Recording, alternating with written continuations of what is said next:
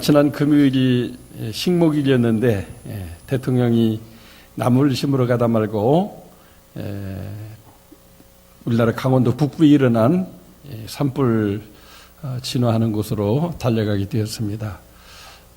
인제, 고성, 또 속초, 강릉, 동해까지 동시다발적으로 일어난 이 화재로 말미암아 축구장 크기에 750배에 이르는 그런 면적이 이렇게 소실되고 말았습니다. 정말 통탄할 일입니다. 이것을 연구하는 기자는 그곳이 이조 시대부터 이렇게 자연 현상으로 말미암아 이렇게 불이 일어나게 되면 그 불길이 마치 핵폭탄이 터진 것처럼 막 하늘로 솟아오르면서 사방으로 불똥이 날아가게 되니까 집이라든지 이런 어떤 그 사람들에게 덮쳐가지고 한꺼번에 수백 명이 죽는 그런 일도 있었다고 하면서 그런 일이 일어나고 말았습니다.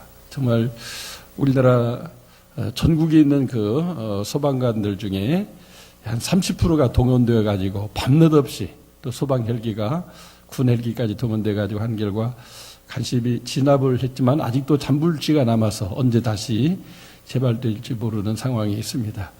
우리 한국교회 총연합회에서는 지난날 그 태안에 기름 유출 사건으로 말미암아 서해안이 완전히 오염되었을 때 이게 천만 성도가 하나 되어서 그 기름띠를 닦아냈던 그 정성과 노력으로 우리 그 화재당한 지역 주민들의 아픔을 함께 싸매는 일에 앞장서야 되겠다고 하는 또 성명서도 이렇게 발표가 되었습니다. 여러분들도 이 일을 위해서 기도해 주시고 또 물심양면으로 그런 고난에 함께 또 동참해 주셨으면 좋겠습니다.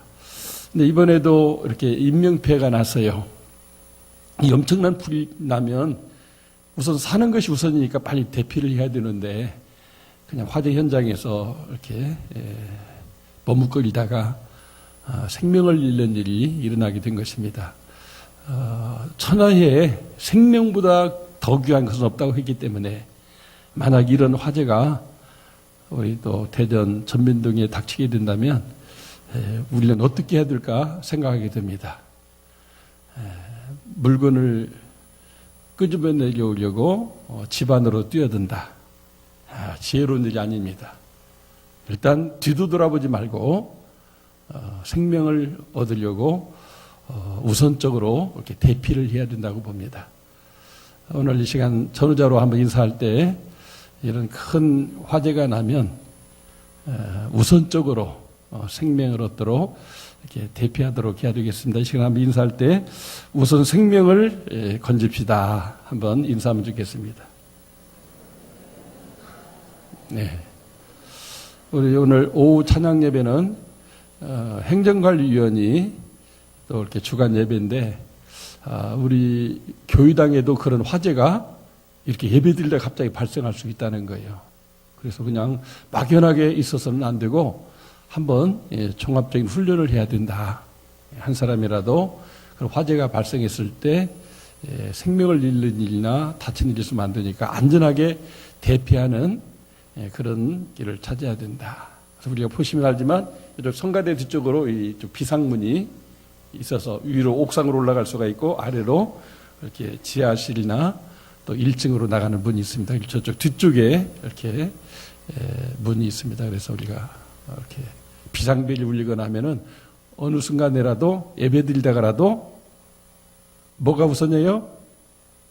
생명을 얻도록 우리가 탈출을 해야 됩니다.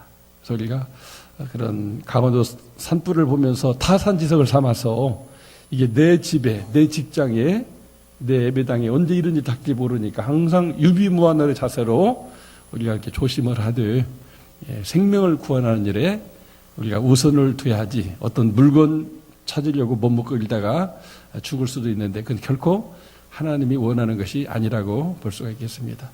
오늘 읽은 말씀은 이스라엘 백성이 400년 동안 노예 생활하다가 이렇게 출애굽을 하는 상황을 이렇게 보여주고 있는데 하나님께서 이스라엘 백성을 이렇게 사흘 길이면 갈 수 있는 이 블레셋 땅을 통과하는 길로 가게 하지 않냐고 그 시간을 알 수 없는 시나이 반도를 거쳐서 가게 되는 이 먼 길로 홍해 광야길로 인도하셨음을 보게 됩니다. 참 이거는 누가 들어도 그건 아닌데 하는 생각이 들어요. 사흘이면 갈 수 있는 길을 뺑 돌아가지고 몇 날 며칠 몇 년 몇십 년 걸린다면 정말 그거는 바람직하지 않죠. 일단 탈출을 했으면 빨리 목적지에 가야 되는데 하나님이 이상하게 이렇게 고생하며 가는 먼 길로 돌아가도록 그렇게 한 것을 보게 됩니다. 어떻게 가까운 길을 두고 먼 길로 가게 한단 말입니까? 자, 모세와 이스라엘 백성은 출애굽이 너무나 막 이렇게 좋은 일이기 때문에 400년 노예로 살던 땅을 떠나서 하나님을 예비하는 곳으로 갈 수 있다는 마음에 막 들떠가지고 하나님이 시키는 대로 했어요. 근데 막상 가다 보니까 너무나 멀고 험하고 힘들기 때문에 사람들이 아이고 죽겠다 하면서 왜 이렇게 고생하면서 가지, 빨리 가지, 이런 생각을 하게 되었습니다.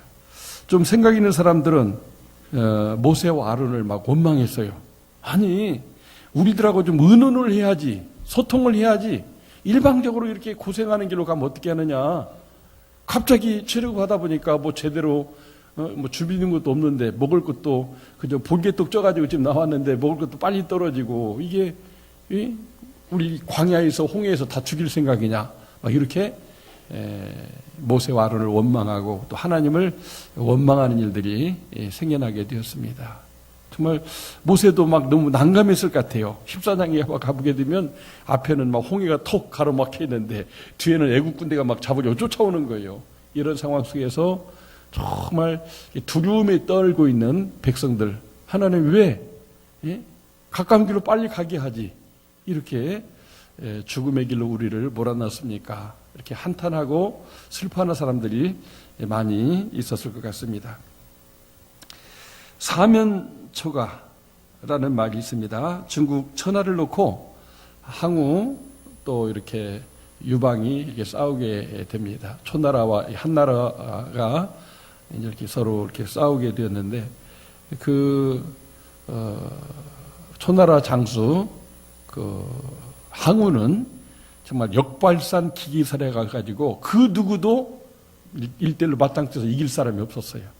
얼마나 힘이 세고 또 가문이 좋고 기세 등등한지.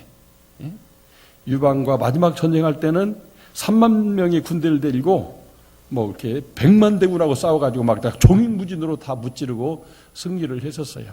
근데 이제 유방은 신하들의 말을 듣고 이렇게 작전을 잘 짜가지고 이렇게 포위하게 됐는데 뭐 칼로 싸우면 안 되니까 계속 피하면서 이제 완전 포위를 해놨어요. 그리고는 어떤 작전을 썼느냐면 초나라 사람들이 이렇게 부르는 아주 애달픈 노래를, 우리로 하면 뭐 해는 져서 어두운데 고향 생각, 부모님 생각나는 이런 노래를 으스르한 달밤에 계속 피리를 불면서 이 노래를 불러대니까 목숨을 걸고 항우와 함께 결상져든 사람들이 자꾸 고향 생각이 나고 이렇게까지 싸워도 결국은 어떻게 100만 대군을 이길 수 있겠느냐. 이대로 있다가 우리가 개죽음 하느니 도망을 쳐버리자. 그래서 그냥 순식간에 그 3만 명이 다 도망가고 몇백 명 안 남게 됐어요. 그런 가운데 간신히 탈출은 했지만 결국 초나라 가운 강가에 가서 이렇게 이제 항우가 죽음을 선택했다는 이야기가 있습니다. 정말 사면초가 사방으로 에워싸고 너는 끝났다, 실패했다, 이렇게 고생할 필요가 뭐 있느냐, 그런 노래소리를 들으면서 결국은 이 초나라 또 항우가 이렇게 망하게 된 것을 보게 됩니다. 어디로 빠져나갈 길이 없다고 하는 것이죠. 근데 정신적으로도 정서적으로도 이제는 절망의 극에 달한 상태. 어찌 보면 오늘 우리가 살아가는 이 사회가 막 그런 모습이 자꾸 이렇게 보여지는 것 같아요. 정치적으로도 정말 이렇게 뭐 불안정하고 되는 일이 없어요. 우리나라를 둘러싼 이 강대국들 다 자기들의 이익에 급급해가지고 그렇게나 우리나라를 많이 수탈했던 일본은 이제 초등학교 교과서에도 대한민국이 독도를 일본에서 강탈해가지고 강제 점령하고 있다. 어린아이들한테 역사를 바르게 가르치는 게 아니라 저 대한민국 때려 부수고 저 땅 차지해야 된다. 여차하면 옛날 우리 조상들이 정복했던 저 땅 우리가 찾아야 돼. 이런 의식을 막 심어놓고 있어요. 같은 동맹국이고 우방이라고 하면서. 사드 문제 때문에 막 롯데가, 현대가, 삼성이 다 지금 철수되고 있는 중국을 보세요. 그 수많은 선교사들이 그들이 구원받고 잘 되도록 기도하고 희생해 왔는데 다 그렇게 이제 쫓아내는 그런 모습을 보게 됩니다. 중국 안에 있는 그런 가정교회는 정부에 등록하지 않았다고 해가지고 막 1000명, 2000명 모이는 교회도 다 잡아 가두고 다 뿔뿔이 해산시키고 집기들, 예배드리는 도구들 다 갖다 불태워버리는 이런 현상이 더 지금 서쪽에서 일어나고 있습니다. 저 북쪽, 북한이며 러시아며 정말 우리나라 어떻게 보면 이 사면초가예요. 우리 힘으로는 어떻게 할 방법이 없는 그런 불안정한 가운데 있는데 정치는 정치대로 경제는 이제 계속해서 추락하고 있다고 하고 정말 이런 종교인들의 어떤 그 독선 때문에도 많은 사람들이 교회를 떠나고 있는데 세상이 지탄을 받고 있는데 요즘 뭐 연예인들 그 참 말로 담을 수 없는 그런 그 가슴 아픈 얘기들이 흘러나오면서 지난날도 잘못했던 사람들 다시 조사해가지고 해야 된다고 해서 이런 많은 사람들을 조사하고 있는 이런 국가 형태를 보면서 아이고 정말 우리가 어떻게 보면 이 사면초가 상태구나. 이때 우리가 어떤 그 하나님을 믿는 신앙으로 하나님의 미랄되는 정신을 회복하지 않으면 이대로 나라가 정말 폭삭 주저앉을 수도 있겠다. 이런 생각이 드는 것입니다. 정말 우리들은 멀고 험한 길일지라도 그 길이 사는 길이라면 그 길 가야 됩니다. 가깝고 빨리 성공할 수 있는 길이라도 그게 하나님이 원하는 길이 아니면 그것을 포기하고 그것을 때려칠 수가 있어야 된다 그 말입니다. 왜 하나님이 블레셋을 거쳐 사흘이면 갈 수 있는 가나안 땅 길을 버려두고 홍해를 거쳐 광야를 통과하는 길로 가겠을까에 대해서 오늘 17절이 답을 주고 있는데 하반절에 보니까 이는 하나님이 말씀하시기를 이 백성이 전쟁을 하게 되면 마음을 돌이켜 애굽으로 돌아갈까 하였습니다. 하나님은 출애굽한 이스라엘 백성들이 애굽으로 돌아가는 것을 원치 않았어요. 애굽에 들어가게 한 것이 흉년 들어서 먹고 살기 위해서 갔지만 430년 동안 노예 생활한 목적은 이스라엘 민족을 노예 만들려고 한 게 아니거든요. 아브라함이 약속한 것처럼 큰 민족 돼가지고 부자 나라 되어서 이렇게 다시 가나안 땅으로 오게 하려고 하는 것이 하나의 목적이 있거든요. 근데 이 블레셋 군대는 그 블레셋에서 가는 길에는 수많은 국경 수비대가 있어가지고 강력한 철기 문화를 무장한 이런 블레셋 군대가 지키고 있었어요. 수시로 애국 군대와 전쟁을 하는 곳이었기 때문에 그 길로 갔다가는 앞에는 블레셋 군대, 뒤에는 애국 군대니까 완전히 거기서 초토화될 수 있고 결국은 다 노예로 다시 붙잡혀 가게 되는 상황이 오게 되니까 하나님은 그 블레셋 길로 가도록 하지 않았다는 거죠. 사흘이면 가는데 그 길을 가게 하시지. 그 길을 가지 않고 삥 돌아서 홍해를 건너서 광야를 거쳐가는 길로 하나님이 인도하셨다고 하는 것입니다. 그것은 정말 구원받은 자라 하여금 천국에 이르기까지 구원을 완성하게 하려고 그런 것이죠. 비록 먼 길이고 힘든 길이지만 그 훈련 과정을 통해서 신앙도 좋은 신앙이 되고 순종하는 것을 배워서 정말 내 민족도 구원받지만 장차 온 인류가 구원받게 하는 그런 목적을 위해서 그렇게 고난과 연단의 길을 가게 하나님이 하셨다고 하는 것입니다. 그거는 실패 같으나 실상은 성공의 길이었고 결국은 가나안 땅을 정복하고 이스라엘 나라를 세우게 했던 것을 보게 되는 것입니다. 만약 하나님이 가깝다고 블레셋 길로 가겠다면 10중 8구는 이스라엘 민족은 거기서 다 멸망이 되고 말았을 것입니다. 그러나 하나님이 인도하신 홍해길로 왔을 때는 앞에는 홍해, 옆에는 산맥, 뒤에는 애국 군대가 죽여왔지만 하나님께서 그 사면 초과에서 이렇게 홍해를 건너게 하심으로 말미암아 사면 초과에서 이렇게 벗어나는 이 하늘이 무너져도 솟아날 구멍을 주심으로 하나님이 구원자다. 하나님이 문제 해결자다. 하나님이 함께하면 안 되는 것도 된다. 이것을 분명하게 영적으로 이렇게 심어준 사건이 바로 홍해와 광야길로 인도한 사건이 된 것입니다. 하나님은 두려워 떨며 모세와 하나님을 원망하는 이스라엘 민족을로 하여금 이 홍해를 건너면서 하나님의 위대하심을 체험하게 했어요. 그래서 15장에 가보게 되면 1절에 이렇게 노래합니다. 내가 여호와를 찬송하리니 그는 높고 영화로우시며 말과 그 탄자를 바다에 던져 버리셨습니다. 하나님이 결국은 이 홍해를 건너는 일이 아니면 끊임없이 계속 애굽의 군대는 600승의 이 철병거가 기마부대가 그들 다시 다 포로로 잡아서 노예로 다시 애굽 땅을 끌어오기까지 포기하지 않을 나라라는 거죠. 왕의 명령이니까 다 잡아와라. 그러니까 그런 상태로 계속 진행한다는 것은 결국은 죽거나 다시 노예로 끌려가는 거거든요. 그래서 하나님은 그 상황을 종료시키려고 홍해길로 인도해서 그들은 건너가게 하고 그 애국 군대는 그 홍해에 다 빠뜨려 버리는 이런 일을 했다고 15장 전체로 이렇게 하나님을 찬양하고 있는 것을 보게 됩니다. 얼마나 놀라우신 하나님이십니까? 정말 이런 하나님이 없어요. 어떤 사람은 성경 해석할 때 홍해라고 하는 것이 레드씨, 붉은 바다, 그게 히브리어로 보면 얌숲이라고 하는 말로 되어 있는데 그게 갈대바다가 아니냐. 레드가 아니라 원래 리드, 대나무 바다다. 실제 이집트하고 수에즈 운하가 있는 그쪽에 그 갈대바다가 있었대요. 그리 건너갔다고 얘기를 합니다. 그거는 어떻게 그런 갈대바다, 갈대가 깔려 있는 거기 사람들 사람이 그 속에 빠져 죽습니까? 그럴 수가 없는 거죠.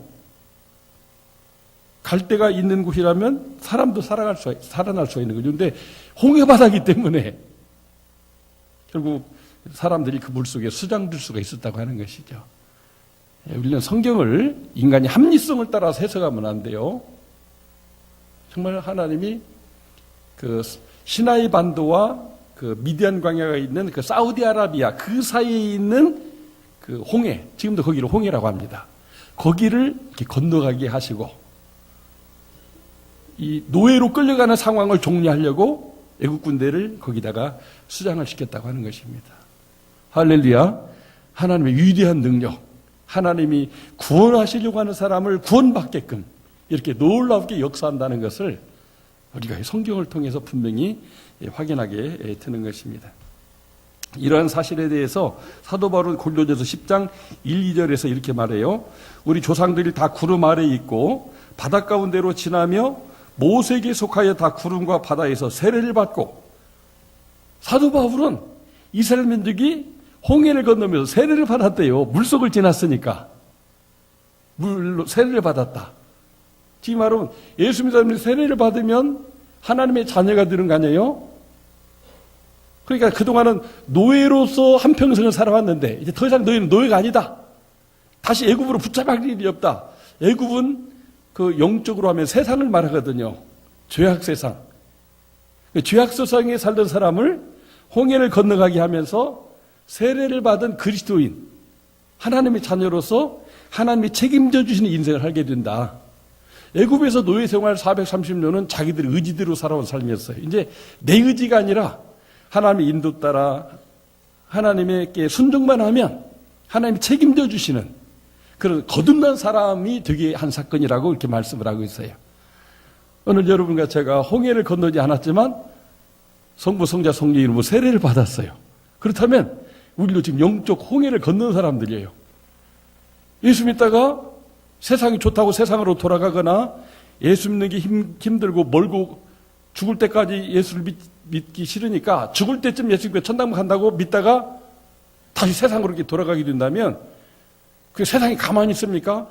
마귀가 통치하는 게 세상이기 때문에 그 영혼을 믿음을 뺏어버리고 노략질하고 그 사람을 결국은 이제 죄악의 노예, 마귀의 노예, 지옥에 들어가는 사람으로 만들어버리게 된다고 하는 것입니다. 오늘날 얼마나 많은 사람들이 막 예수 믿는 사람들이 어떻고 저쩌고 욕하면서 예수 믿다가 세례 받은 사람들이 아이 나 예수 안 믿어 하고 교회도 안 나가 하고 다시 세상으로 가는 사람들이 있어요. 하나님은 이 홍해 건너는 사건을 통해서 그거를 딱 단절시킨 거예요. 너희는 더 이상 이제 다시 애굽으로 돌아갈 수가 없다. 홍해를 지나면서 너희는 이제 내 백성, 나는 너희 하나님이고 너는 내 백성이니까 나와 함께 가야 된다. 죽든지 살든지 이렇게 가야 너희에게 젖과 꿀이 가나안 땅이 있고 우리 성도들에게 장차 이건 천국이 있다고 말씀하고 있어요. 오늘도 우리는 세례받은 성도들로서 바로 그 홍해를 건넌 사람들. 오늘 어떻게 보면 예배 나온 가정이 홍해를 건넌 것 같아요. 이렇게 꽃피는 봄날 갑천전만 해도 막 얼마나 벚꽃이 아름다운지 야 좋다 그러거든요. 다 그런데 놀러 가고 싶은 마음이 왜 우리에게 없어요? 우리가 이제 그 길로 가지 않습니까? 그러니까 우리 홍해를 건넌 사람이요 우리는 세례를 받은 사람이기 때문에 날 위해서 죽으신 예수님을 경배하고 찬양하고 예배하기 위해서 지금 오늘 이 자리에 오게 된 거예요. 또 그런 하나님을 하나님에게 예배하면서 내 소원과 기도가 올려져야 된다고 하면서 이렇게 무명으로 아름다운 팀파니를 이렇게 드리게 된 거예요. 지휘를 맡으신 임집사님이 언제부터인가 몇 년 전부터 서울에 있는 교회들은 예배 때 팀파니가 있어서 더 웅장하고 아름다운 예배를 드리는데 이게 만나고 얘기를 하는데 제가 부족해가지고 어떻게 하나 이렇게 기도만 했는데 돈 생기면 다 어디 뭐 선교하고 이런 데 했었는데 이번 부흥일을 지나면서 하나님이 그런 감동을 주셔요. 많은 분들이 이렇게 소원 예물을 드리는데 그것을 주시는 분이 계시면 정말 우리 집사님이 소원하고 영광스러운 예배가 되게 하는 팀파니가 있으면 좋겠다 했는데 이렇게 했어요. 이게 저 하나가 한 800만 원짜리입니다. 세 개면 3824, 2,400만 원짜리예요. 근데 최근에 이런 큰 오케라 팀이 만들어졌다가 해체가 됐대요. 갑자기 서울중앙악기사로 이렇게 이게 나온 거예요. 그냥 아무나 갔다가 음악 하는데 좋은 데 써라. 그래서 이 세 개를 650만 원에 샀어요. 할렐루야. 돈을 엄청 버는 겁니다. 이게요, 보통 명품이 아닙니다. 세계 최고를 자랑하는 홀랜드, 네덜란드산이에요.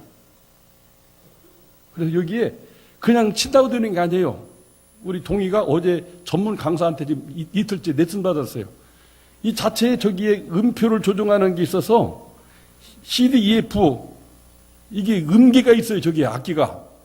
그래서 악보에 따라서 그걸 이렇게 맞춰놓고 쳐야 이 소리가 나는 거예요. 그러니까 아무나 추면 막 드는 게 아니고 이건 아무거나 쳐도 돼요. 저거는 음악을 공부해 치는 악기입니다. 그래서 정통 오케스트라 관현악단에 이게 빠지면은 음악이 아니에요. 근데 우리 교회 예배는 제대로 된 음악으로 하나 이렇게 찬송이 들려집니다. 그래서 저는 그 기도 하나님, 그분이 소원하는 예물을 드렸는데 그분이 기도의 제목이 있어서 소원하는 예물을 드렸다면 이 찬양이 울려 퍼질 때마다 그분의 소원이 하나님께 막 같이 올라가게 해달라고 그렇게 기도하면서 이렇게 중요한 결단을 했어요. 정말 우리가 감사함으로 받으면 버릴 것이 없이 은혜가 된다고 했는데 감사함으로 받으면 좋겠어요. 정말 저 팀파니 소리를 들으면서 그걸 연상하세요. 모세가 홍해를 향해서 손을 내밀었더니 막 바람이 동쪽에서 막 바람이 부르는 거예요. 평강에는 서쪽에서 부르는데 불더니 갑자기 막 물이 쫙쫙쫙쫙 빠지면서 바닷속 길이 막 나는 거예요. 그 홍해는 깊은 데는 1000m 그렇습니다. 그들이 건너갈 수 있도록 물이 막 빠져나가기 시작하면서 길이 쫙 나게 되는 거예요. 두두두두 칠 때 홍해를 좀 느꼈으면 좋겠어요. 할렐루야. 야, 지금 내 기도가 하나님께로 상달된다. 내 인생 가는 길 앞길 지금 막 열리고 있다. 하면서 느꼈으면 좋겠어요. 할렐루야. 정말 우리는 우리 구원을 위해서 하나님이 이스라엘 백성이 모세를 보내듯이 우리를 위해서 누구를 보냈어요? 예수님을 보내셨잖아요. 그리고 우리를 예수 믿고 그냥 몇 달 있다 돌아가시면 바로 천국 가는 거 아니에요? 그렇게 하고 싶어요? 원하면 저한테 기도하세요. 이렇게 기도해 드릴게. 당장 하나님이 데려가셔요. 근데 그거 좋은 거 아니잖아요. 좀 멀고 좀 험하더라도 홍해도 건너고 광야도 건너고 메추라기도 먹고 이렇게 하면서 이렇게 가야 할 게 인생이 멋진 거 아니에요? 사람의 나이가 70이 건강 80이라고 했으니 80까지는 사시다 그렇게 하늘나라 가는 게 좋은 거 아니에요? 정말 우리는 우리 예수님이 길이요 진리요 생명이신데 나를 인도하시는 분. 그래서 이스라엘 백성이 갈 때 밤이 추우니까 불기둥, 낮에는 더우니까 구름으로 싹 덮어버려요. 그래서 계속 가게 해서 마침내 홍해를 건너고 적과 꿀 가나안 땅이 흐르게 축복해 주셨습니다. 오늘 세상으로 돌아가는 것은 망하는 길이지만 예수 믿고 복음 순종하면서 홍해를 건너는 세례받은 자의 성도의 길을 가게 되면 반드시 영생 복락의 길이 열리게 될 줄로 믿습니다. 아멘. 네. 그래서 하나님이 인도하는 길은 안 될 것 같으나 되는 길이고 건너지 못할 것 같으나 반드시 건너게 되는 길이 하나님이 인도하시는 길이에요. 그래서 블레셋으로 통과하는 길이 가까운데도 그 길로 가게 하지 않고 홍해를 건너면서 하나님이 살아계신 하나님이다. 세례받은 거듭난 하나님의 백성이다. 너희는 더 이상 이제 세상의 노예가 아니다. 죄의 노예, 마귀의 노예가 아니다. 나를 따르라. 내가 너와 함께 하겠다. 나와 함께 가자. 홍해 건너게 해주겠다. 배고픔 만나를 주겠다. 고기 먹고 싶어? 맨추라를 주겠다. 더워? 구름기둥으로 덮어주겠다. 추워? 불기둥으로 따뜻하게 해주겠다. 이게 우리 하나님이셔요. 정말 하나님을 살아계신 하나님, 나의 하나님, 내 인생을 책임져 주신 하나님으로 믿으면 하나님의 그런 놀라운 역사가 반드시 우리 생애 가운데 함께하며 이 축복의 믿음을 유산으로 받는 사람들은 천대까지 이르는 그 축복을 누리게 될 줄로 믿습니다. 어제 저녁 설교를 준비하면서 이 부분하고 연관이 되기 때문에 이제 유튜브를 틀어서 계속 어떤 내용을 들었어요. 김승학이라고 하는 집사님 계신데 이분이 사우디아라비아에 옛날 그 건설공사가 막 진행될 때 그 한의사로서 거기 진출했다가 졸지에 침을 나가지고 막 목 디스크, 허리 디스크 아픈 그 왕세자 병을 고치게 됐어요. 그러다 보니까 나중에 그분이 고마워가지고 아들처럼 나중에 이제 이렇게 자기 이름으로 된 사륜구동 차를 사줘가지고 그리고 허가증을 내줬어요. 이 사람은 사우디 어디라도 다 갈 수가 있다. 근데 나중에 이분이 막 그런 그 아버지로부터 그 사우디 여행 왔다가 그런 요청을 받아요. 야, 우리 성경에 보면 시내산이 시나이 반도에 있는데 어떤 사람들은 이 사우디에 있다고 하는데 그것 좀 보면 좋겠는데 그냥 왔다. 너 그것 좀 한번 알아봐라 해가지고 그냥 그것을 알아보러 탐사를 시작하게 돼가지고 진짜 시내산 호렙산 지금은 제벨 라우지라고 하는 라우지 산이라고 하는 산이 있어요. 그게 아몬드라고 하는 뜻입니다. 거기 아몬드 나무가 많은가 봐요. 아몬드산. 거기를 이분이 탐사하는 과정 속에서 이 출애굽의 그 땅이 그렇게 된다는 것도 확인하게 된 거예요. 사진들도 다 나와요.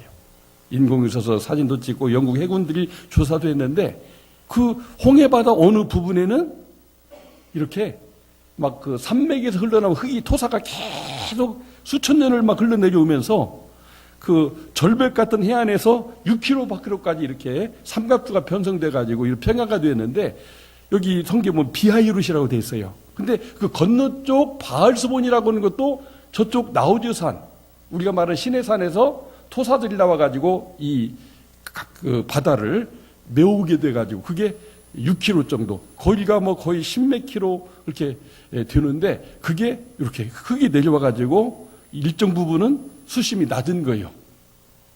그래도 물이 항상 덮여서 큰 배가 다니는 곳인데 그것이 이렇게 특별하게 열려져서 건너겠다고 하는 그 자체가 하나님의 기적인 거죠. 그래서 홍해를 건너는 것이 갈대바를 건너는 게 아니고 실제 이 바다를 건넌 것이다. 저도 옛날에 그냥 시내산이 시나이 반도에 있는 줄 알고 그냥 거기 갔다가 왔어요. 여기가 막 모세가 하나님 만나고 율법 받은 곳이라 그래서 막 색소폰 가져가서 막 거기서 막 주하나님 치신 모세에게 막 찬송했어요. 막 사람들이 막 놀래가지고 산속에 갑자기 누가 나팔을 부르니까 역사도 의미가 있어. 근데 그게 가짜라는 거예요. 실상은 그게 진짜가 아니고 이 김성학 집사님은 탐사를 해보니까 엘리야가 호렙산 동굴 속에 가 있는데 거기는 동굴이 없어요. 근데 모세가 올라 40일 살았는데 산 꼭대기에도 물이 있고 그런 동굴이 있으니까 모세가 40일 동안 거기서 기도하면서 하나님 율법을 받았던 거기가 맞는 거예요. 그 모든 것들을 통해서 하나님께서 왜 지금은 이슬람 사람들이 그거를 지배하고 세상에 공개하지 않는가? 성경이 진짜라는 것이 다 증명이 되면 안 되니까 다 덮고 수명하고 파괴하고 있다는 거예요. 그 역사적인. 실제 거기서 찍어온 사진들을 보면은 너무나 생생하게 200만 명이 지금 있는 시나이 반도에 있는 그 골짜기는 가봤지만은 이 골짜기라 거기서 200만이 살 수가 없어요. 물도 개울물이 쫙쫙 내려오는데 어떻게 그걸 200만이 먹고 살아요? 어떻게 거기서 삽니까, 거기서? 40년 가까이를 살 수가 없어요.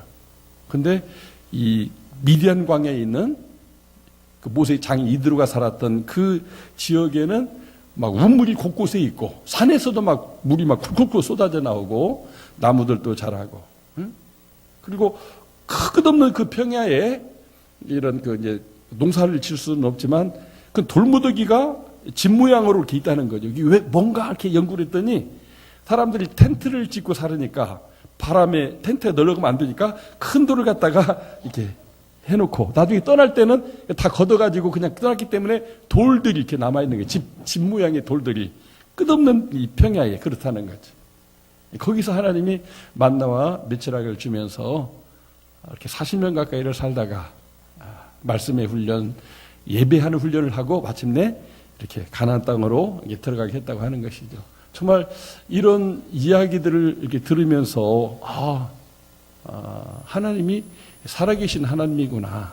모세를 자기 힘으로 이스라엘 민족을 구원하려고 했더니 살인자가 되어서 그 미디안으로 도망가게 하고 거기서 장가들게 하고 훌륭한 장인 만나서 어떻게 거기서 살아가는 그런 양떼 목동생활을 하다가 마침내 그 백성을 그리로 이끌고 와서 거기서 율법 백성으로 하나님 백성으로 훈련시켜서 가나안 땅에 들어가게 한 거 보면 정말 이 하나님의 계획은 완벽하고 부족함이 없어요. 우리가 하나님의 말씀을 따르고 하나님의 성령을 따르는 일은 인간의 생각으로 이렇게 하면 손해인데 이렇게 하면 망하는데 그게 아니고 정말 이게 사는 길이고 축복의 길이고 하나님이 예비하신 놀라운 길이라고 하는 것입니다. 오늘 이 말씀을 통해서 저는 우리가 첫째도 둘째도 셋째도 중요한 것이 순종이라고 하는 것입니다. 하나님이 내 아버지라고 창조자라고 믿는다면 나를 구원하시기 위해서 독생자 예수까지 죽게 하신 분이라고 믿는다면 그 믿음을 따라서 순종해야 된다는 거죠. 예수 따라가며 복음 순종하면 첫째도 둘째도 셋째도 순종. 믿음은 동전의 양면처럼 이 순종이 함께 같이 가는 거기 때문에 믿음으로 순종하며 살아갈 때 거기에 하나님의 예비하심이 있고 구원이 있고 축복이 있고 내가 알지 못하는 하나님의 그 엄청난 비밀, 눈으로 보지 못하고 귀로 듣지 못하고 마음으로 생각하지 못하는 그 하나님의 예비하신 축복의 땅이, 축복의 미래가 바로 하나님 안에 있다는 거예요. 믿고 순종하면 하나님은 살아계시고 오늘도 살아계시고 산자의 하나님으로서 부활의 능력도 이루어 주실 수 있고 우리로 하여금 사면초가 상황에서 오히려 전화위복돼 가지고 놀라운 하나님의 그 축복을 체험하게 하시는 하나님이라고 하는 것입니다. 얼마나 많은 분들이 우리나라뿐 아니라 전 세계 속에서 이 놀라운 하나님을 체험하고 멋진 인생을 살고 있습니까? 우리가 그런 인생을 살아야 돼요. 뭐 내 생각 가지고 막 이렇게 따지고 하나님 말씀을 잣대재고 어떤 건 아니고 이거는 그냥 듣기만 하고 지나버리고 이러면 안 되고, 오늘 내게 준 말씀이 하나님은 좀 멀고 험하지만 때로는 내 인생길을 그렇게 블레셋 길이 아니라 홍해 광야길로도 인도하시는구나. 그 이유는 나를 더 잘되게 하려고. 그냥 육신적으로만 편안하고 잘 사는 게 아니라 영적으로 세례받고 하나님의 자녀된 하늘 시민권을 가진 그런 사람으로 살게 하려고 하나님이 역사하신다고 믿고 산다면 반드시 그런 은혜가 있고 축복이 있게 될 것입니다. 정말 우리가 하나님은 살아계시고 우리가 믿고 순종할 때 이 놀라운 홍해를 건너는 기적들이 우리들의 인생에도 펼쳐지게 되는구나 하는 것입니다. 만약 불순종이 있다면 어떻게 됐겠어요? 이 놀라운 하나님의 축복과 약속이 다 나하고 상관없는 것이 돼요. 순종하면 내 것이 돼요. 따라서 해봅시다. 순종해야 구원받고 순종해야 복받는다. 정말 한번 순종해 보세요. 저는 세 가지 적용할 것을 말씀해 주겠습니다. 1만 시간 기도 대행진을 하고 있는데 우리가 사순절 기간을 목표로 세웠지만 앞으로도 우리가 이렇게 같이 동참을 했으면 좋겠어요. 하루 1시간 이상씩 기도하려고. 어떻게 되겠냐 했더니 벌써 오늘 그 교회 현관에 보니까 3,750시간이 됐어요. 1만 시간 멀지 않았습니다. 기왕이면 이번 이 사순절 부활절 올 때까지 집중해서 좀 기도 좀 많이 했으면 좋겠습니다. 또 한 가지는 이제 북한에 우리가 고난 주간에 금식에서 북한 어린이 살리는 헌금을 이렇게 보내게 되는데 라오스에서도 이렇게 간곡한 요청이 왔어요. 고아들이 한 500명이 있는데 지금 먹고 살리기가 어렵다. 그래서 이번 4월 달에 그 정창영 선교사님 우리 교회를 방문하기로 약속을 했습니다. 뭔가를 이렇게 드려야 되는데 뭐 열비나 드리고 보내면은 의미가 없을 것 같아요. 그래서 개인적인 스폰서도 필요한데 금식기도 하면서 내가 거기 있는 아이들 하나들을 영적 입양해서 한 달에 한 2, 3만 원씩만 보내면 나중에 대학교 다닐 때까지 매월 보내면 한 사람이 대학을 나온 사람이 되게 돼요. 이건 금식하고 정말 기도해야 가능한 것이 아니겠어요? 그래서 내일부터 이제 고난주간이 그 다음 주간인데 일주일 전부터 우리가 좀 금식 기도를 1시간씩이라도 하고 한 끼씩이라도 좀 모아서 북한 어린이 살리는 데도 좀 얼마 헌금을 하고 라오스 어린이 고아들 살리는 데도 좀 헌금하면 좋겠다.